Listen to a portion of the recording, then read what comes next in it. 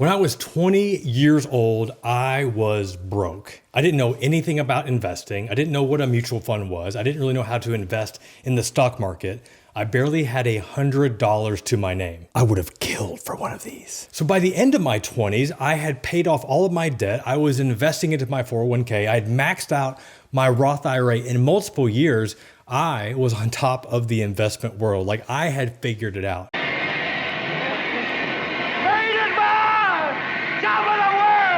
So how'd I go from being broke to being on top of my investment game? Well, that's because I figured out the 7 rules to investing, especially if you are 20 years old. And we're gonna find out what these 7 rules are right now.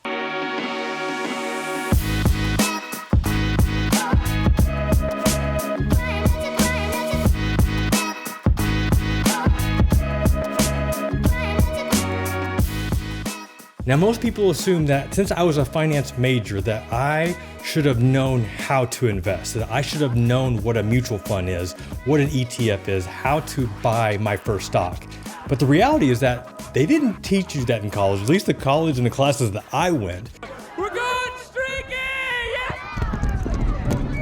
So when I started my career, I didn't know how to invest. Now, thankfully, my career started with me becoming a financial advisor. So you talk about getting real world information, real world experience on how to invest. Like that's where I learned everything. So when I made my first investment, I had a financial advisor there at the office show me how to buy my first mutual fund. I also bought my first stock, which ended up being a complete flop, but still, I felt good. I felt confident. Like I'm buying stock now. Like I'm investing. I'm 20 years old and I'm investing. But the one thing you have to remember that when I started investing, I wasn't investing hundreds upon hundreds of dollars. I started investing with as little as $25 per month.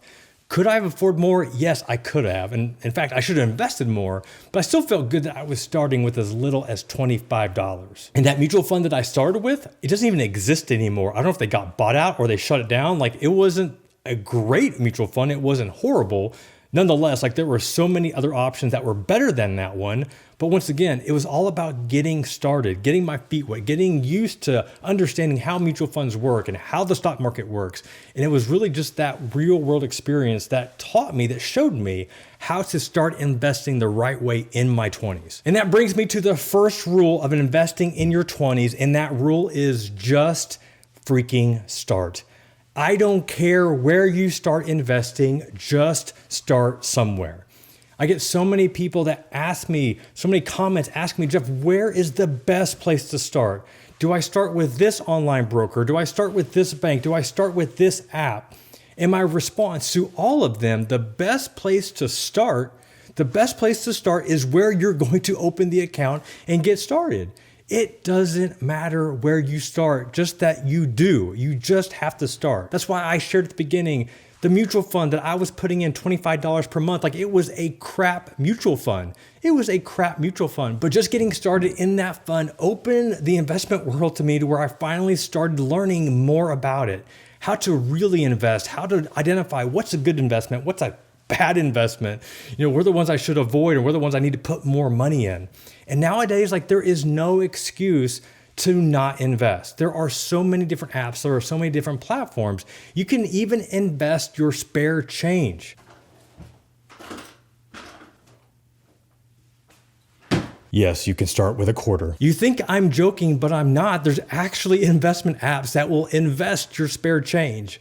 Apps like Digit and Acorns will take your spare change and put it in the stock market. So you don't need $100 a month. You don't even need $25 a month. You can get started with your spare change. Now, if you want to invest even more, there are apps that allow you to invest more, but doesn't mean that you're paying a lot of commissions and fees. One of those apps is Robinhood. So Robinhood allows you to invest with 0 commissions. They don't have a minimum account balance, and you can buy stocks and ETFs.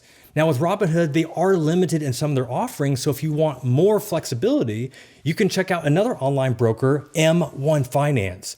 So with M1 Finance, they don't have any commissions, any trade costs, but you do have a $100 minimum to get started. But it's just $100. Like it's not a lot of money to get started investing in the market. I know you can get your hand on one of these. I know you can get your hand on one of these. I believe it. I believe that you can get your hand on one of these. I know it. I know it. And if you're not comfortable with some of those apps where you have to choose your investments, let's say you don't want to choose individual stocks and you want somebody to help you with that, then there are other online platforms like Betterment and Wealthfront where you just decide how you want to invest, how aggressive you want to be, what's your time horizon, and they will choose the investment strategy for you. So I say again, there is no excuse not to get started, just freaking start. All right, the second rule is you have to respect compounding interest. It's crazy to me that compound interest, the whole concept, I didn't learn that until my junior year of college. And I remember the first time I saw one of those tables that showed how much money could grow over a period of time, like it blew me away. Many people don't understand, many people don't appreciate, many people don't respect the power of compounding interest. But if you are in your 20s, this is something that you have to respect. Let me give you a quick example that shows you why you need to respect compounding interest. So let's say that you are 20 years old and you start investing $300 a month. If you are making 8% return on your money, by the time that you are 60 years old, you will have $1 million. You'll have over $1 million. So now let's look at somebody that waits 10 years to get started. So now you're 30 years old. You waited 10 years, you're still doing $300 a month, making 8% return. By the time you're 60, if you start at 30, you're going to have $440,000. So we're talking a $550,000 difference just because you waited 10 years to get started. Oh, by the way, you only deposited $36,000 in that 10-year period, but that $36,000 grew to be an extra $550,000. That is the power of compounding interest and why it's so important to start right now. All right, the third investment rule is to uncover those golden eggs. Ooh, let's find out what's in this golden egg. Oh, I like this one. Yay. When it comes to investing, you only know what you know. So if you've never invested, if you've never bought a stock or a mutual fund or opened an account, you don't really understand how it works. In another video, I shared where I taught a 16-year-old that had saved up $500 and showed him how to invest that money and how over his lifetime, he could grow that to be over $500,000. Now, if you watch that video and if you look at the comments, there are some pretty funny ones. Many people are saying like, oh, that's not enough to get started, or he needs to be investing into something else other than a mutual fund, or by the time he's 60, he's going to have all this money and he's going to be old and almost dead. I mean, it's just funny what people had to say on that video. But the one thing that nobody commented on, that nobody realized, is that you have a 16-year-old that is starting to invest. He's opening an account. He's putting money into the mutual funds. He's understanding how the stock market works. He is starting so early that he is going to become so familiar with all the different options that exist. And he's going to become an expert investor. He's going to be able to teach other 16-year-olds how to invest and how to become financially free before they're 40 or 50 years old. I mean, this young man is going to be on top of the world. And it's all because he started investing. Listen, you can watch YouTube videos all day. You can read books. You can listen to podcasts about investing. But until you actually start, you're not going to learn what else is out there. All right, the fourth rule on investing in your 20s is to choose tax-free status. Now, this bit of advice contradicts a bit what Dave Ramsey, personal finance expert, radio host, author, has to say. So if you ever read Dave Ramsey's book, Total Money Makeover, when he talks about investing and getting started, he suggests that people start investing with their 401k. So you do your 401k to get the free match. So if they have a 4% match, whatever it is that your company offers, invest to get the free match, to get that free money. After you get your free money, then you go to the Roth IRA and you max that out. So if you get to the point where you're putting over $5,000 a year into the Roth, you do that, and then you go back to the 401k. So my advice is a bit different because I suggest that people start with the Roth IRA. Even though if your 401k is offering free money, skip it and choose the Roth. And why is that? My reasoning is this. Most people that sign up with their 401k have no idea what they're putting their money into. They might sign up online. They might meet with their HR director and fill out one sheet of paper. And next thing you know, they're on their way. They're putting money into a 401k and they have no idea where their money is going. But if you open a Roth IRA, you actually have to go and do it, whether that go to a brick and mortar investment place around where you live or going online, setting up an account, and actually having to choose those investments. By having to physically open your own Roth IRA account, you're going to have more skin in the game. You're going to learn so much more than just signing up online, filling out a sheet of paper, and being done with it. So yes, you might be giving up some free money in your 401k, but you're going to gain so much more in knowledge and experience that's going to allow you to invest and grow your wealth so much faster. Sorry, Dave, I still love you. This is ridiculous. Rule number 5 is to invest in your number one asset. What is that number one asset? That asset is you. Invest in yourself. I'll admit, early in my 20s, I don't think I really understood what this meant, invest in myself. When I had an opportunity to become a CFP, a certified financial planner, that was some out-of-pocket costs, time, resources that I had to do to get it. But I knew that getting that designation was well worth it, was definitely an investment that was worth it. But the biggest way that I invested into myself in my 20s was reading as many books as I could. I have talked about reading books so much on this channel. You can check out other videos on some of the most inspirational books that I've read. But reading these books, especially in my 20s when I didn't have parents that knew how to teach me the basics of finance or how to start a business or to become an entrepreneur, by reading these books, it inspired me, it motivated me, it showed me real life situations, real life stories of people that had achieved massive success. And it gave me a roadmap to begin my journey. Another big way that I invested in myself in my 20s was attending conferences. Now, I didn't really know what was the point of attending a conference, but starting off my career as a financial advisor, we would have an annual conference.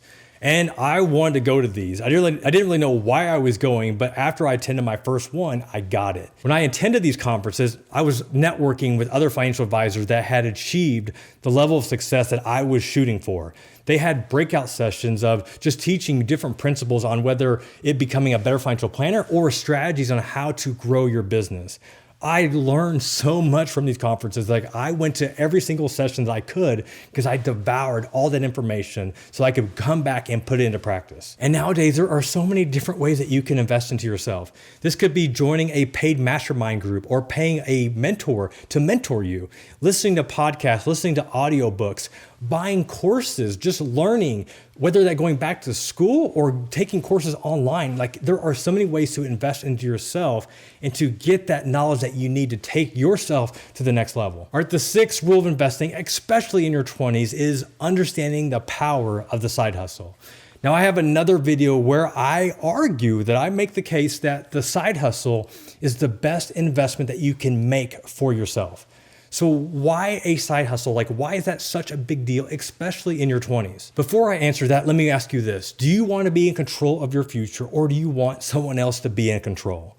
If you want to be in control, that is what the side hustle can give you. So why is that such a big deal?